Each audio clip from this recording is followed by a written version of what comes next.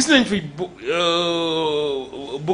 bugaan jamono yële xëy suba jékki-jékki xam naa xam-xam bi ngeer mu solol ñu su fa t-shirtu yéen a ngi koy fàttali Cheikh Anta Diop xam na yéen a ngi koy bàyyi xel pour ren commencé di wax ci loo xamante ni jàpp nañ ne gëmu ko tey gëmu ko suba gëmu ko ginnaaw suba d'accord sa micro mu ngi dem waaw donc moom ayco mu def ko gis nañ ki nga xam ne mooy Bougar Diouf parti am nee na parti panafricain la tudd te yow koo xam ne yow gis ñu dara nga koy def ci wàllum panafricanisme yow Bougar yaa ngi dégg Bougar Diouf mel ni muy défendre Diomaye président moom mi nga xamante ni tey moo fi jaaroon muy Bougane Gueye Dany musuñu koo fekk ci benn combat de la libération africaine musu koo fekkee mu xëy rek xëy bi gis na ni Sonko di def genre yooyu mu xëy sol t-shirtu Thomas Sankara dégg dama jum Cheikh Anta Diop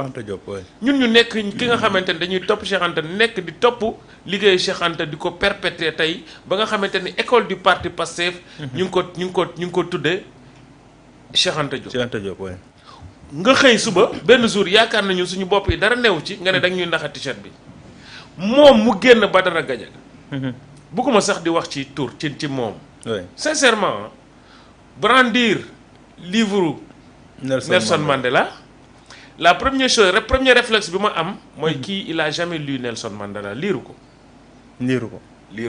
mooy xam naa waa ji duggoon ci oto bi rek di wane ne daa bëgg a juutal soleil bi naan day liiru ko parce que Nelson Mandela faut connaître qui est Nelson Mandela du ko ndaw moo tax man daf may un peu énervé sax bu ñu koy jéem a tëkkale sax bu ñu nee Nelson Mandela bu Grand Dakar ak fu ñu mën di wax sax man pour man c'est énervant parce que Nelson Mandela dayoom ak li mu liggéey ci Afrique ak fa mu doon liggéey ak kii li muy liggéey ak ki mu taxawal ça n'a c'est comme Angleterre et pomme de terre ça n'a rien à voir donc ñoom nañu bàyyi posture certains héros yi nga xam ne dañoo tekki dara ci Afrique yu ñuy bëgg a jël nañu arrêté loolu parce que ça commence à bien faire donc moom liirul Nelson Mandela parce que bu liiroon Nelson Mandela kon fa mu far sax du fa far parce que Nelson Mandela dafa xeex pour dëkkam dafa xeex pour la libération de l'Afrique dafa xeex pour la dignité africaine même bu nekkente ni am na leneen ak leen ci topp fii du débat d'accord kon nañu arrêté di jël posture les no zéro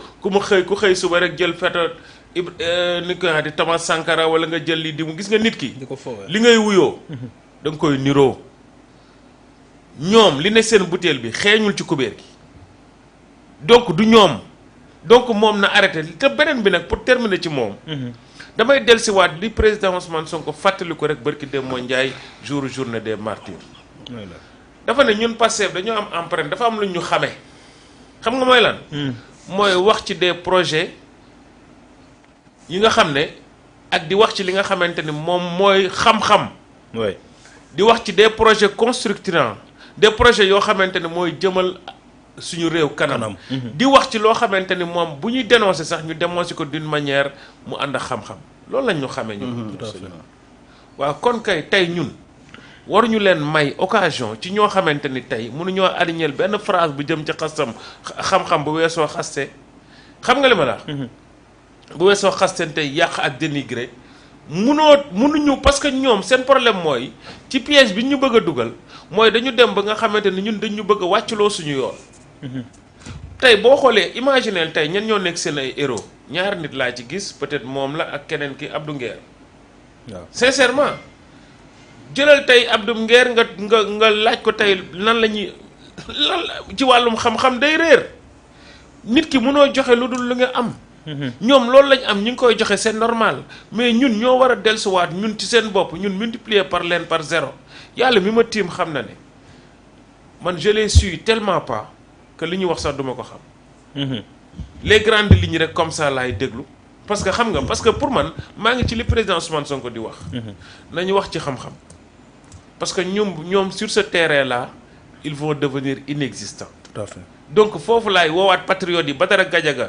nañ ko multiplier par 0 ñeneen nañ leen multiplier par 0 bu nekkante ni ñoom mën nañ nañ ñëw wax ak ñun ci li nga xamante ni mooy développer réew mi nañ ñëw expliquer ñu ci xam-xam situation bii nga xam ne moom la président Ousmane Sonko hérité nga xam ne dañ ne ñu ngi ci 4e étage ma ne ñu ngi ci 26e sous-sol ca suuf a suuf situation bii nga xam ne FMI dugalul 0 franc tous les sociétés yi nga xam ne ñoo ñu doon ŋàcc démb ak bërki démb dugaluñ 0 franc malgré tout ça on a réussi li nga xam ne amul benn état bu ko fi réussir agum fii Sénégal yokk wàññi dëgg la bi ñuy soog a toog wàññi nañ mais déggoowaatoo yokk ñuy dawal président Ousmane Sonko ci xereñam wàññi boo xam ne xoolal wàññi nañ xool les grilles des chiffres des tableaux nañ xool les grilles des prix ñu gis comment c'est significatif et que ñoom ñu doon prédire naan Sénégal léegi ñu commencé lekk ngooñ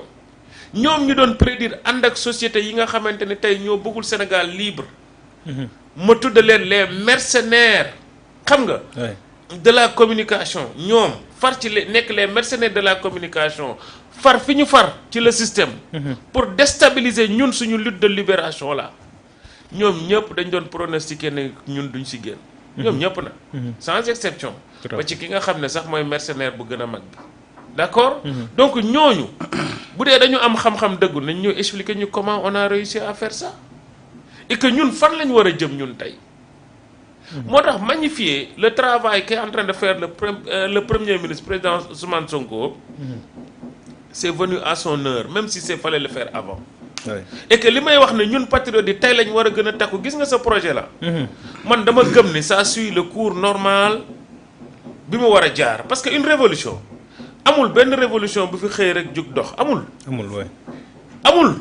révolution yi xoolal ñii dañoo damm seen ay tànk la première fois ñu jëlaat beeki jugaat taxaw xam nga muy la révolution chinoise dama koy fàttali à chaque fois di fàttali ne ki nga xamante ni Mao ba mu njëkkee jël révolution bi dañoo ñëw fël ko mu daanu Deng Xiaoping ñëw récupérer waat affaire yi Mao ñëw jëlaat ko ci moom doxal affaire yi la révolution française la révolution iranienne mi ngi fii la révolution russe regarde Russie nu muy demee dafa am benn phrase boo xam ne damay bëgg di ko fàttali suñu rakk yi ak ñun di ko fàttali sama bopp ak suñu mag yi Assimi Goïta dama ko dégg jamono yële mu wax benn phrase bu am solo mu ne ce combat là c'est un combat pour l'éternité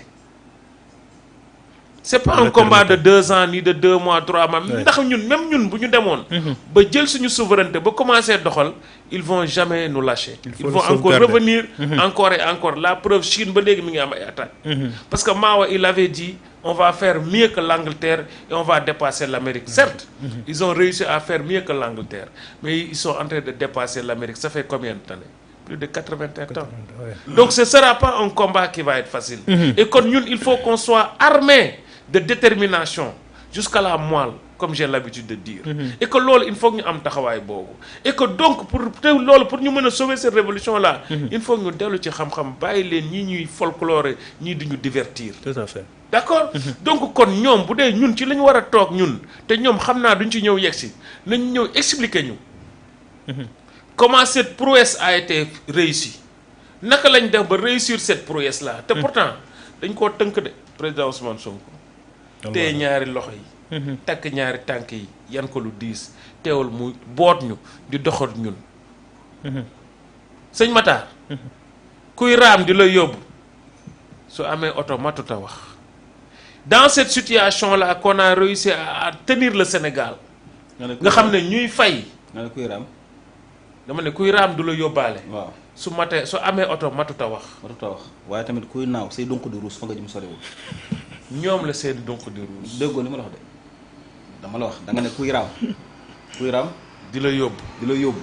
bu amee oto matuta wax waaye kuy naaw tamit say donc di ruus fa nga jëm soriwul loolu am na ko moom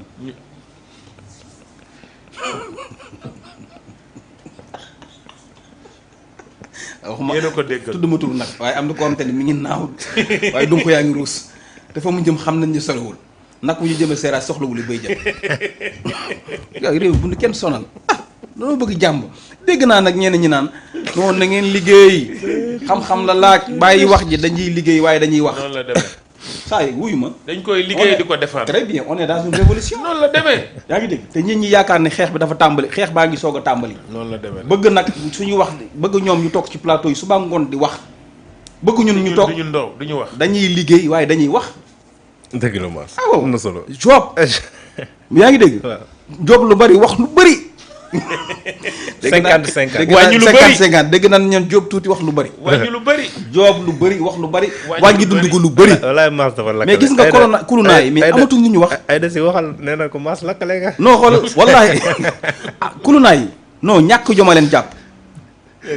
bu ñu wàññee dund gi ñu kaas. redressement économique ñu kaas. waaw. defar nañu forage ñu kaas.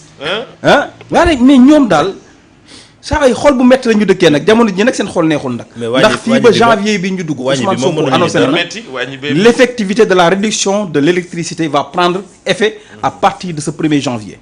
waaw maanaam wàññi nañu ceeb bi wàññi soble gi wàññi diwlin gi wàññi essence bi wàññi gaz bi. waaw. en moins de 2 ans kan moo mën ku mën na def. ku mën na def. wallaay ku mën na def ba pare nag ku mënul na bàyyi. pour boucler la boucle daan wàññi woyofal bii diisoon trop ci askan bi daana ko wàññi te ça va prendre effet le 1er janvier. incha allah seen xol yi ñooy dagg. Ousmane va réussir ce projet nous allons l'accompagner le Sénégal aussi ira loin. incha allah. incha allah le Sénégal sera un hub de développement en Afrique. amiin yaa rabbi. waaw. suñu yelwaan moom bu ko fret rek këpp. fret bu mu këpp yelwaan yi. from Kuba. waaw from Kuba yi. waaw. na ànd ak ñun nu ànd ak moom lëng ko. wéy la moom ba 2029. waaw. ñu ne ko abal na. Sonko ñëw toog. billaay. boobaa nag la ñuy xam ne nag saa gis nga Sonko dafa génn keroog wax kàddu yu am solo. Sonko nee na malgré cette crise financière. malgré quand même jafe-jafe yi am Sénégal. dërëmu banque mondiale duggul fii. mu leer. d'ici 2 ans FMI banque mondiale amul lu ñu dugal Sénégal du ñaar dërëm du ñaar dërëmu Mali. le gouvernement se dégourdit suba ngoon guddeeg bëccëg malgré crise financière bi nga xamante ne moo am Sénégal détournement de deniers publics yi xaalis bi ñu sàcc yóbbu ko. ñu nekk 4e sous-sol waaye on a réussi à diminuer à alléger le vécu des Sénégalais encore une fois c'est une prouesse.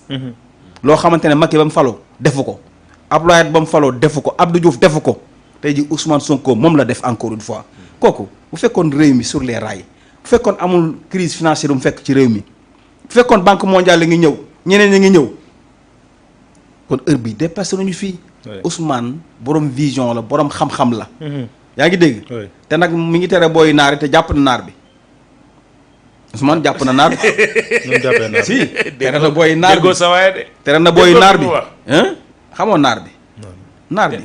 loterie yi. loterie yi. tere na ko booy yi. ba pare teg ci taxe. ba pare dem jàpp original naar bi indi ko ci réew mi.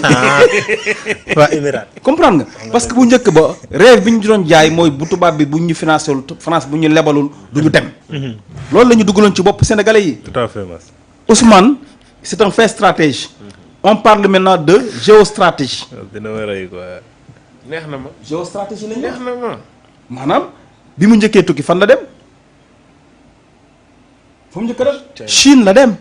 Il y a des accords signés en Chine la mise en œuvre sera effective dans peu de temps ci ay entreprises ñu war a tabax. ñu war a yëngu ci wàllum auto transport ak yooyu pour renouveler le parc automobile du Sénégal. bu mu jógee foofu fan la dem. Turquie. ci wàllu industrie. ci Erdogan. wàllum courant wàllum mbay. Il y a des accords qu'on a signés en Turquie la mise en œuvre sera effective bientôt mu jógee fan la dem. c'est pas sa première sortie ci Émirats arabes. deuxième ou troisième sortie dem na fa. yaa ngi dégg Italie. ñu ne Ousmane dafa daw jël na jet privé daw na Ousmane daw na daw Ousmane bii ni ma jàmbal jaañ wax sa menteur la daw boobu moo indi lii waaye Ousmane nay daw kon. nay daw. daw andi dara.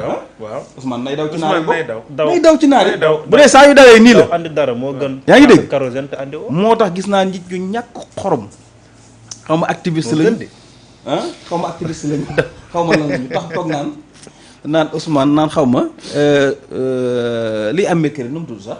li am mercredi conseil des ministres àllarbay bàyyi ba. naan benn waaye naan gis naa ko saa waay activiste bu perte la réeram ak nàmpatalam. taxaw naa non gis nga conseil des ministres la ñu délogé. la ñu jël yóbbu ko jeudi. ndax ay naar ñoo tey yaa ngi dégg. lépp luy doxal Sénégal Ousmane def ko doy nañu. lu mu wax loolu la muy xalaat loolu la lu mu bëgg xalaat loolu la. comprendre nga. donc nag y a des gens yoo xamante c'est des ennemis du Sénégal. Sénégal tey ji dafa am chance am une personne comme Ousmane Sonko te wallahi coow lii ngeen dégg nii yëpp ak lii am yëpp nii bés bu Ousmane Sonko toggoo ci bopp réew mi ngeen gis développement Ousmane.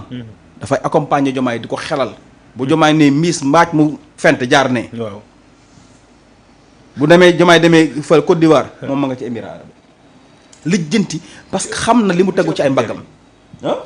Côte d'Ivoire ak Émirats bu ci ëpp njëriñ. comprendre nga mais yow bokkul sax donc Ousmane est en train xoolal de se décarcasser pour le Sénégal encore une fois. imagine effort yi muy def ak résultats yi muy def yëpp.